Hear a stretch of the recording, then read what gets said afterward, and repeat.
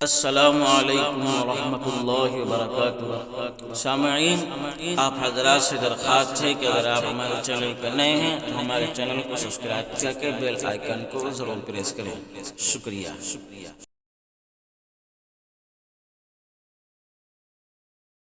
بنیاد میں خانہ ہمارے خون سے رکھی گئی بنیاد میں خانہ، یہ ساقی بھی ہمارا ہے، یہ محفل بھی ہماری ہے، اور جلے ہم تو جل جائے گا یہ گلستاں مالی، سمجھ بس تیرے صحرا میں میرا ہی آشیانہ ہے۔ میرا عزیز طلبہ، پروگرام بہت اچھا چل رہا ہے اور ہمارا پروگرام مکمل ہو چکا ہے۔ مجھے کوئی تقریر نہیں کرنا ہے،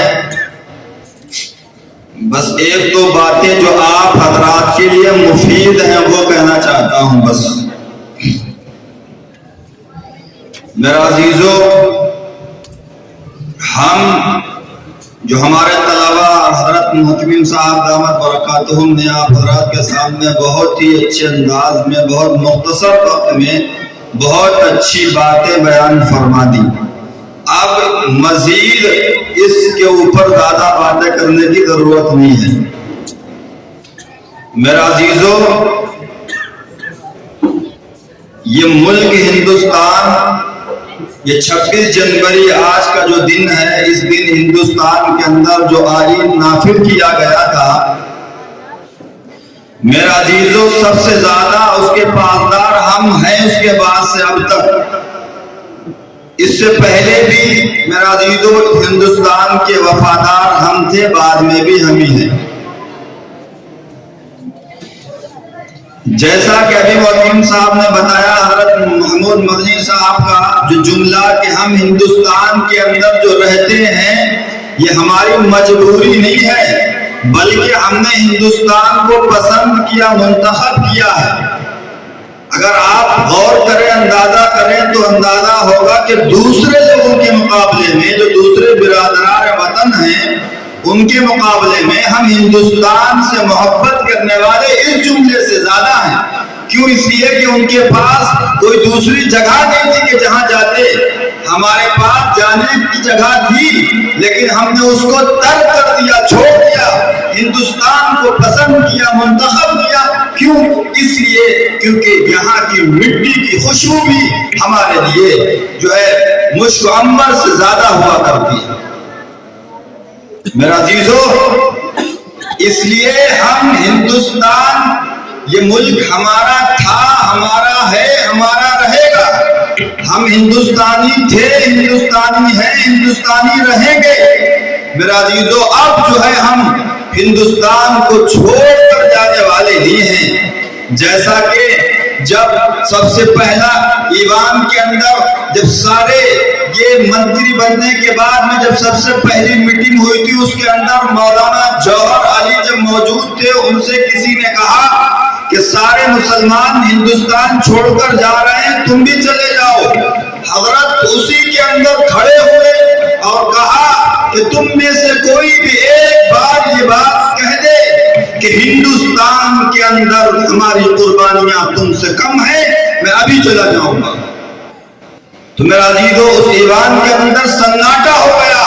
پھر تھوڑی دیر کے بعد بولے، سنو، آج یہ بات کہی ہے، آئندہ نہ کہنا، ورنہ یاد رکھو جبڑا تمہارا ہوگا اور ہاتھ ہمارا ہوگا۔ میرا عزیزو، یہ ملک ہندوستان ہمارا تھا، ہمارا ہے، ہمارا رہے گا۔ ہم اپنے آپ کو اپنے اندر احساس کمتری کا شکار نہ ہوں اور دوسروں کے کہے ہوئے میں نہ آئیں۔ ہم ہندوستان کے اندر ہندوستانی اور اس کے وفادار ہونے کا ثبوت، میرا عزیزو، ہم ڈنکا نہیں بجاتے، دنیا کو سمجھانے نہیں جاتے کہ ہم ہندوستان کے وفادار ہیں۔ ہمیں ہر جگہ ثبوت پیش کرنے کی ضرورت نہیں پڑتی اور ہر جگہ ہر ایک سے بحث کرنے کی بھی ضرورت نہیں ہوتی۔ جیسے کہ ایک واٹس ایپ کے اوپر ایک واقعہ آیا تھا کہ گدھے اور چیتے کے اندر بحث ہو رہی تھی. چیتا کہہ رہا تھا کہ آسمان نیلا ہے اور گدھا کہہ رہا تھا کہ آسمان کالا ہے. بحث ہو رہی بڑی دیر کے بعد تو شیر نے کہا چلو جنگل کے مہاراجا کے پاس چل کے اپنا مسئلہ حل کرواتے ہیں. جب وہاں پہ گئے اپنا مقدمہ پیش کیا گیا. جنگل کے شیر نے کہا چیتے کو ڈال دو جیل میں. تو چیتے نے کہا جو آواز بلند کی اور کہا کہ بات تو میری سچ ہے پھر بھی آپ مجھے جیل میں ڈال رہے. کہنے لگا بات سچ کی نہیں ہے, تمہارا جرم یہ ہے کہ تم نے بحث سے گدھے سے کیا. میرا عزیزو اس لیے ہمیں ثبوت ہر جگہ دینے کی ضرورت نہیں ہے, ہر جگہ اپنے آپ کو ثابت کرنے کی ضرورت نہیں ہے. جیسے ایک چیتے اور کتے کے اندر دوڑ کی ریس لگی اور جو ہے جب دوڑنا شروع ہے کتے بھاگ کھڑے ہوئے, چیتا نہیں دوڑا. تو اس سے پوچھا تم کیوں نہیں دوڑے؟ کہنے لگا کہ ہر جگہ ثبوت ثابت اپنے آپ کو ثابت کرنے کی ضرورت نہیں ہوتی. تو میرا عزیزو ہمیں دوسرے لوگ جو ہم کو بے وفا غدار کہیں ان کا ہمیں جو ہے شکوہ نہیں, ان کا دکھ نہیں ہے. کیوں؟ وہ تو ہمارے دشمن کو چاہتے یہ ہے کہ ہم دنیا سے مٹا دیے جائیں. ان کا مقصد یہ ہے کہ ہم ہندوستان چھوڑ کے چلے جائیں. میرا عزیزو وہ ہم کو بھڑکانا چاہتے ہیں, ہمارے جذبات سے کھیلنا چاہتے ہیں, لیکن میرا عزیزو ہمیں ایسا نہیں کرنا. تو ہمیں ان کا دکھ نہیں ہے کہ وہ جو یہ کہتے ہیں ان کو تاریخ کا علم نہیں, ہندوستان کی تاریخ سے نابلد ہیں, ہندوستان کی تاریخ کو بدل دیا, بدلتے ہیں, بدلنے کی کوشش کرتے رہتے ہیں. میرا عزیزو ہمیں دکھ اپنوں کا ہے. جیسے ابھی جبار نے بتایا تھا کہ ہندوستان کے اندر یعنی جو مسلمان, ابھی میرے سامنے بات آئی تھوڑے دن پہلے کہ ایک عالم دین جو معتبر عالم دین ہے وہ کہتے ہیں کہ ہندوستان کی آزادی کے اندر علماء دیوبند کا کوئی حصہ نہیں تھا. میرا عزیزو یہ بتاؤ, ابھی یہ بات ایک دم عقل سے ہضم ہونے والی نہیں کہ بالکل پیٹ کے اندر جا کے ہضم ہی نہیں ہو سکتی. تو میرا عزیزو اور جو ہے کچھ لوگ اس کے پیچھے پڑ گئے, آگے کہنے لگے کہ ہاں علماء دیوبند نے بالکل کوئی بھی کردار ادا نہیں کیا.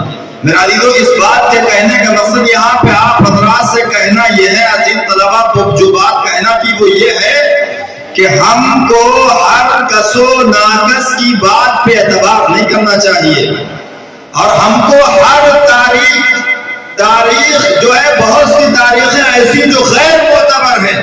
میرا عزیزو ہم کو تاریخ کا مطالعہ بھی کرنا چاہیے اور معتبر تاریخ کا مطالعہ کرنا چاہیے. ایسا نہیں کہ کسی بھی تاریخ کو پڑھا اور جو ہے مذہب اسلام پہ اعتراض کرنے لگے, علماء پہ اعتراض کرنے لگے. یاد رکھو, ایک بات ذہن کے اندر رکھو, کوئی بھی بات جو علماء کے خلاف اٹھتی ہے یا مذہب اسلام کے خلاف اٹھتی ہے, جب اس کا کہنے والا سامنے کوئی بھی ہو, تمہارے کانوں تک بات کسی کے ذریعے پہنچی ہو, لیکن جب تم اس کے پسے پشت جاؤ گے, اس کو سرچ کرو گے, ڈھونڈو گے, جب آخری شخص جس کے زبان سے سب سے پہلے یہ الفاظ نکلے ہوں گے جو مذہب اسلام کے مخالف ہوں گے, میرے عزیزو وہ شخص اسلام کا سب سے بڑا دشمن ہوگا, مذہب اسلام کا باغی ہوگا, علماء دیوبند سے نفرت اور علماء سے نفرت کرنے والا ہوگا, جس کے دل کے اندر بغاوت, بغض, کینہ اسلام سے اور اہل اسلام سے نفرت ہوگی. اس لیے میرا عزیزو ہم کو سمجھنا ہے کہ بات جو سامنے سے آ رہی ہے اس بات کے کہنے کا مقصد کیا ہے. اور ایک بات اور یاد رکھو کہ مذہب اسلام سچا تھا, سچا ہے, سچا رہے گا. مسلمان کو اس بات کے اوپر یقین کرنا چاہیے. اب مذہب اسلام پر اگر کوئی اعتراض کرے, ہمارے سمجھ میں نہیں آیا, تو میرا عزیزو ہم کو اسلام کے اوپر اعتراض نہیں کرنا, اللہ سے دعا کرنا. کیوں؟ اس لیے کہ اسلام سچا ہے. اس کی کوئی بات اگر ہمارے سمجھ میں نہیں آتی, اللہ سے دعا کرے کہ اے اللہ مجھے اس چیز کی سمجھ عطا فرما. اللہ تبارک و تعالی انشاءاللہ ہمارے راستے کھول دے گا. لیکن میرا عزیزو مذہب اسلام پہ اعتراض نہ کریں. اور خیر تاریخ کے اندر بہت ساری باتیں ایسی ہیں جو بالکل عقل ہضم نہیں کرتی, حدیث کے مقابلے میں ہے اور بالکل مخالف ہے. جیسے مثال کے طور پر آپ حضرات کے سامنے میں 2-3 باتیں رکھتا ہوں تاریخ کی اور حدیث کی اور ہماری عقل کی. میرا عزیزو تو ہم کو کیا چاہیے کہ ہم تاریخ کو پڑھیں, معتبر تاریخ کو پڑھیں اور پھر ان کو جو ہے سمجھے کہ بات جو بیان کر رہے ہیں صحیح بھی ہے کہ نہیں صحیح ہے. جیسے مثال کے طور پر تاتاریوں کے بارے میں یہ کہا جاتا ہے کہ تاتاری انتہائی ظالم تھے, سفاک تھے, ٹھیک سفاک تھے, ظالم تھے, انتہائی نالاک قسم کے لوگ تھے. لیکن ایک بات یہ کہی جاتی ہے کہ مسلمانوں کے دلوں کے اندر تاتاریوں کا وہ دور تھا, وہ روب تھا, وہ دبدبا تھا کہ اگر تاتاریوں کا کوئی چھوٹا بچہ یا ان کی کوئی چھوٹی لڑکی بھی مسلمانوں کی ایک جماعت کو دیکھتی, ان سے کہتی کہ تم یہیں پہ کھڑے رہو اور میں اپنے گھر جا کے تلوار لے کے آؤں گی, اس کے بعد میں تم کو قتل کروں گی. تاریخ یہ کہتی ہے کہ ان جماعت مسلمانوں کی اس جماعت میں سے, ان لوگوں میں سے کوئی بھی بچہ وہاں سے ہٹتا نہیں تھا, مر جاتا تھا, کٹ جاتا تھا, لیکن وہاں سے ہٹنے کے لیے تیار نہیں ہوتا تھا. یہ تاریخ کہتی ہے. میرا عزیزو یہ بات اب ہم سوچیں, عقل کے ترازو میں اس کو رکھیں, یہ بات ہضم ہونے والی ہے. تاریخ بیان کرنے والا کوئی بھی ہو, میرا عزیزو کچھ باتیں عجیب حال ہے کہ تاریخ کی بات کو سن کر ہم یقین کر لیتے ہیں اور قرآن اور حدیث کی بات کے اوپر کبھی کہتے ہیں کہ اگر یہ بات قرآن کے اندر نہ ہوتی تو اس کو ہم یقین نہ کرتے. وہاں پہ تو جو کہہ دیتے ہیں. میرا عزیزو تاریخ کے اندر بھی کبھی سوچا کرو, کبھی یہ کہا کرو کہ یہ بات عقل سے اترنے والی نہیں ہے, یہ دل کے اندر آتی لیکن سمجھ میں نہیں آتی, کبھی یہ بھی کہہ دیا کرو. جیسے یہی بات میرا عزیزو مسلمان کبھی بھی کسی دور کے اندر اتنا گیا گزرا نہیں ہے کہ وہ کھڑا کھڑا وہاں پہ مر جائے. کوئی بھی انسان کتنا بھی بزدل ہو, جب اس کی موت قریب آتی اپنے آپ کو بچانا چاہتا ہے, بھاگنا چاہتا ہے وہاں سے, 10 کے 10, 15 کے 15, 20 کے 20 وہیں پہ کھڑے رہے, وہ گھر سے جا کے تلوار لے کے آتی مار دیتے. عجیب بات ہے میرا عزیزو, یہ ختم ہونے والی بات نہیں. دوسری بات جو تاریخ کے اندر انتہائی مشہور ہے کہ قسطنطنیہ کا فاتح سلطان محمد, جس کے بارے میں تاریخ کیا بیان کرتی ہے کہ یہ انتہائی ظالم تھا, یہ انتہائی گناہگار, جواری, شرابی, کبابی تھا. میرا عزیز تاریخ یہ بیان کرتی ہے.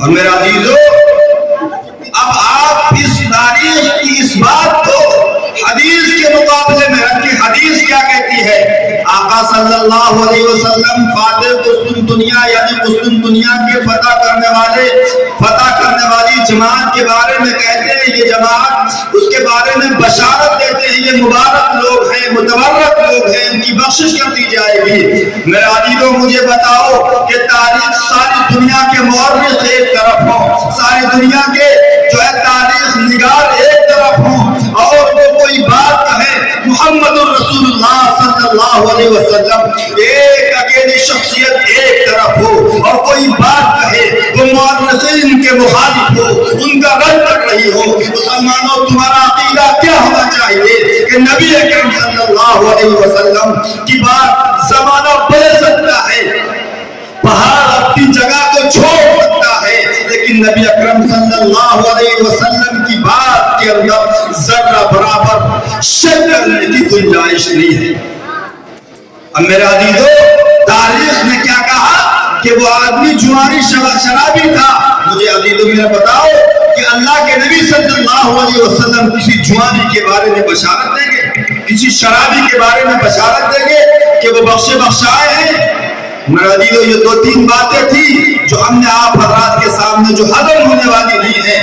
کبھی تاریخ کا مطالعہ کیا کرو تو اس کو جو ہے کبھی عقل کے ترازو سے تول لیا کرو, کبھی قرآن و حدیث کے ترازو نرک کے تول لیا کرو. سمجھ میں آ جائے گا کہ یہ مورخ کس درجے کا ہے, یہ کہنا کیا چاہتا ہے, اس کا مشن کیا ہے, اس کا ذہن کیا ہے, یہ کس ذہنیت کا حامل ہے. آپ حضرات پڑھے ہوئے ہیں, جو ہے آپ کے ذہنوں, آپ کو اللہ تبارک و تعالیٰ نے اپنے دین کے لیے منتخب کیا, پسند کیا. اللہ تبارک و تعالیٰ جس کو چاہتا ہے محبت جس سے کرنا چاہتا ہے, جس کو چاہتا ہے جس سے محبت کرتا ہے, اس کے بارے میں اللہ صلی اللہ علیہ وسلم فرماتے ہیں کہ من یرید اللہ بہ خیرا یفقہہ فی الدین, کہ اللہ اس کو دین کی صحیح سمجھ دیتا ہے. اس لیے میرے عزیزو بات صرف یہاں پہ یہ کہنا ہے کہ ہر کس و ناقص کی بات کو سن کے علماء پہ اعتراض نہ کیا کرو، مذہب اسلام پہ اعتراض نہ کیا کرو، اس کی بات مانا نہ کرو۔ ارے کبھی بیٹھ کے سوچ، عجیب حال ہے کہ طلبہ جو ہے کسی کی بات سن کے جو ہے اس کے جواب دینے کے بجائے خود جواب دینے لگتے ہیں۔ سب سے پہلی چیز میں بار اپنے طلباء سے کہا کرتا ہوں کہ سامنے والے کی ذہنیت کو پڑھو، سمجھو یہ کس مزاج کا آدمی ہے، یہ ہم سے کیا چاہتا ہے۔ اگر وہ شخص تم سے مراد کرنا چاہتا ہے یا تمہارے اوپر اعتراض کرنا چاہتا ہے تو اس کے سوال کے جواب میں کبھی نہ پڑھو، بلکہ اس سے خود الٹا سوال کرو جس سے سامنے والا خاموش ہو جائے۔ میرے عزیزو بہت سی چیزیں ایسی ہوتی ہیں جو ہضم ہونے والی نہیں ہوتی، لیکن طلبہ حدیث اس کو لے کے میرے عزیزو الجھن کا شکار ہوتے ہیں، مذہب اسلام کے کئی شک میں پڑتے ہیں، علماء دیوبند یا علماء کے کردار کے سلسلے میں شک میں پڑتے ہیں۔ اس لیے میرے عزیزو تاریخ کا مطالعہ ہمیں کرنا چاہیے، اسی کے ساتھ ساتھ معتبر تاریخ کا مطالعہ کرنا چاہیے، چاہے وہ کسی بھی تاریخ ہند ہو، علماء کی تاریخ ہو، جو ہے اسلام کی تاریخ ہو، یا کسی بھی سلسلے کی کوئی تاریخ ہو، معتبر کتابوں کا مطالعہ کریں، اور مطالعہ ضرور کریں، مطالعہ کو اپنی غذا بنائیں۔ اللہ تبارک و تعالی ہم سب کو جو ہے صحیح کتابوں کا اور صحیح تاریخ کا مطالعہ کرنے کی توفیق عطا فرمائے، اور اپنے معافی ضمیر کو دنیا کے سامنے کما حقہ بہترین انداز میں ادا کرنے کی توفیق عطا فرمائے۔